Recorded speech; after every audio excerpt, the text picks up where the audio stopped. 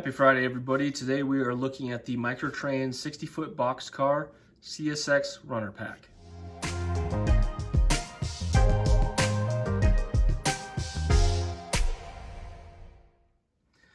Okay, so let's just jump right into these things. Like I said, Microtrain's 60-foot boxcars. This particular set came, as 3 units. It's a runner pack. I opted to get the CSX mainly because I don't have a whole lot of CSX rolling stock, and I kind of wanted to increase my personal collection on that front. They also make these in Union Pacific as well as Canadian National, and we will talk about the TTX versions in another episode because they are a little bit different than these. But this particular run is what I was told is the newest 60-foot boxcar you could get from Microtrains. And this is one of the gripes that I have with a lot of the manufacturers. I wish the differences in detail between different runs and whatnot was a little better separated. If you were buying a standard, you'd have plastic wheels, truck mounted couplers. You buy a high end, it would have plastic wheels, body mount coupler, and then you buy premium, it has metal wheels and body mount coupler or something to that nature, just so you kind of knew what you were getting. Someone had mentioned to me that Microtrains retooled their 60-foot boxcars, and the new ones are just absolutely top-end quality. So I started looking for some new 60-footers to get because I have mentioned in the past there is something about a 60-foot boxcar in N scale that just lends itself to all situations and works with all sorts of other rolling stock. And so I ended up picking up a Montana Rail Link, a 60-foot boxcar, thinking it was one of the new releases because it just came out with the new tooling. It was not. It still had, truck mount couplers and whatnot. These cars definitely are the new tooling, and short of just checking the SKUs and making sure there are body mounted couplers on there, there are some visual things you can do to actually tell that they are different than, say, the older runs. Now, we're going to zoom in and look at this because these really are a step up in quality. I have a couple of gripes to get to. They're not the biggest problem in the world, but they should be noted. So when we talk about runnability, we'll get into that. But let's go ahead and zoom in and take a look at these. Alrighty, we are now up close and personal. Like I stated, we have body mount couplers on these. I have been watching some local trains roll through, and it seems to me that most of the 60-foot boxcars have the long shank couplers. These look to be pretty prototypically scale. The little walkway thing there, the metal that it is made out of has a really nice pattern built onto it. Separately applied handbrake there if you can see it. One thing I haven't had to do on this particular setup is cut down my hoses.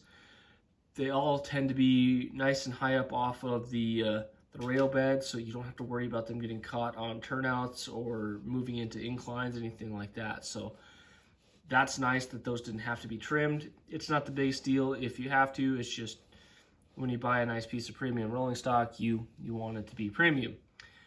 Notice down there towards the bottom, here we are, you just adjust the camera just a tick. The footstep is nice and thin, and the waffles for each of the support ribs are nice and defined, and the paint falls into them really nicely. You don't have any light spots. Also notice that there is a taper built into it, so I'm guessing that could be possibly a little difficult to model in N scale, but they've really got those put together nicely. Take a moment and just look at how nice all of the lettering looks and stands out. To my eye, the color that you get with these on camera is a little more vibrant than they would normally be. They're more of a flatter blue, and I think they really match what I have seen for CSX in my area. So I really like the color profile. Now, as we move down here, we're going to take a look at the doors, and this is where you're really talking your $30 plus a car amount of detail. When you look at these doors, there's separately applied detail everywhere. All of the locking mechanism is on there, and it is all plastic, but man, does it look nice. And all of the little decals and details on the doors, it's just, I don't know how to explain it. It just really, really makes it a scale looking piece of rolling stock when you step back a foot or two. It really can catch you off guard. Like you have the right angle in some of your videos, and these come off looking very real. As we continue down, same ordeal. Everything looks really nice. All the details are there. And up top, you don't have much to look at. Basically just a standard boxcar top. But when we get underneath here, that's when we really want to start looking at the detail. Let's zoom out just a little bit here. I'm going to pick this up, and we are going to take a look at the bottom. And all the fine tubing, the brake mechanism, all of it is just absolutely gorgeous down there and nicely applied. The paint is good on the bottom as well.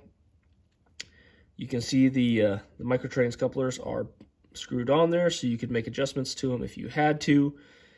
And the wheel sets on this particular one are plastic.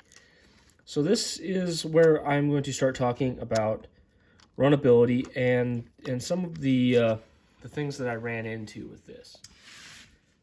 A couple things to note: these by no means are low quality rolling stock and don't run the way I think they should. I just ran into a couple of issues that I wish I hadn't have run into on what ended up being, roughly $35 a car pieces of rolling stock.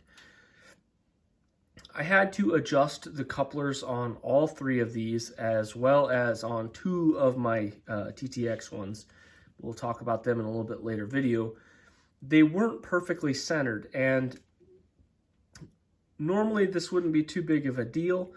However, when your couplers are body mounted, they need to be really well centered. Otherwise, as you approach other pieces of rolling stock to couple into one another, you can sometimes find that you're fighting yourself trying to get them to, to properly latch. So after struggling with these for a little while, I kind of took some time, rolled them into some pieces of rolling stock, and noticed that the couplers weren't always sitting perfectly centered. It's a simple fix. You just take a flathead little screwdriver and loosen up the screw just like you would any other microtrains body mount coupler. You have to do this quite a bit on locomotives. Sometimes they get over tightened and they turn slightly to one side and they won't necessarily couple properly.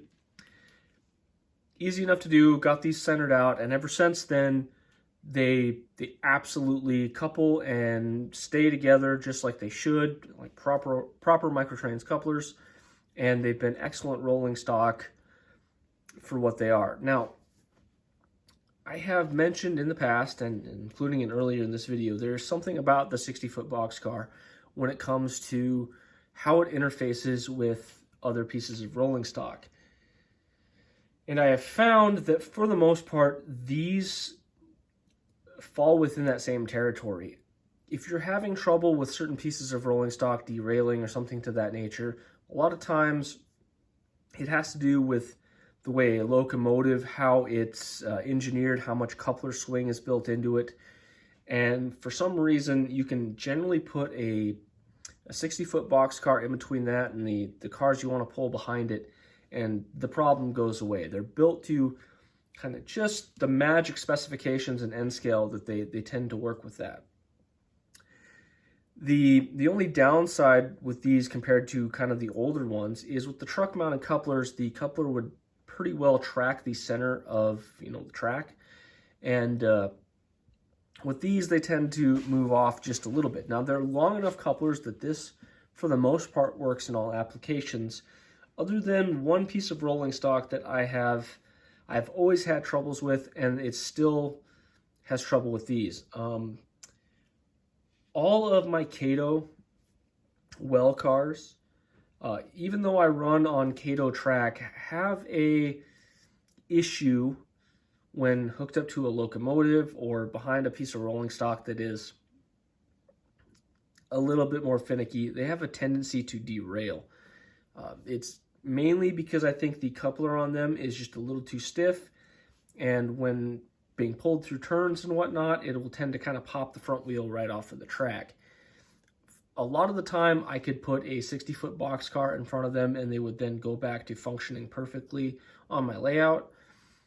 With these particular units, I tested it just to see, and they have kind of the same problem. There's just not quite enough give. However, with all of my tank cars that are finicky, all my other pieces of rolling stock that are finicky, these can be put in there as that buffer car, and they really do function great. So these still kind of sort of have the magic. They just, because of the added realism and the coupler, they lost some of their practicality, which may or may not be a big deal to you. The other thing I want to mention is these have plastic wheels compared to the metal wheel sets. All of the runner packs look to have the plastic wheels, and if you buy the TTX car separately, they look to have the metal wheels installed. After testing both, I have thoughts on both of them. These, I believe, are 36-inch wheels. Don't quote me on that. That's just me looking at them compared to some of the other wheel sets I have. I'm not totally sure. But they're made of a different type of plastic than a standard Microtrains wheel does. They have a different sound when they're rolling compared to kind of the more shiny Microtrains wheels. I think these maybe have a little bit of fiber in them. They have a little bit crisper lines when you actually look at the wheel sets, and you can tell they have less spring to them. They would be considered more brittle versus, you know, something that's more, I want to use the word squishy, but that's not the word for it. You can bend an older Microtrains wheel a whole lot better than you could bend these. Anyway, not that that's a bad thing. They just do have a different sound rolling. They're a little bit louder than say a plastic wheeled Microtrains truck on a different car. Some of that probably has to do with the body being hollow on this. But honestly, you can go either way, metal or plastic. These tend to run just a little bit louder. So something to be aware of there. Again, not really that big of a deal. The other thing I wanted to talk about is how usable they are moving through turnouts and whatnot. These are great switching cars. They run through all my turnouts flawlessly. Because they are body mounted, you don't have to worry about trucks getting twisted or whatnot when you're pushing some weight. They are absolutely awesome for that. Also, with the added space you kind of get between these cars, they tend to couple a little bit farther apart because they have a longer shank coupler, as you can see there. Ample room to get a toothpick down in there to decouple, so they are easier for me anyway to get apart for doing switching work. So they have a good look and they maintain that scale separation from what I've seen rolling through my area. So that's pretty awesome. I like that. Other than that, I don't have a whole lot more to say about these. They are really great pieces of rolling stock.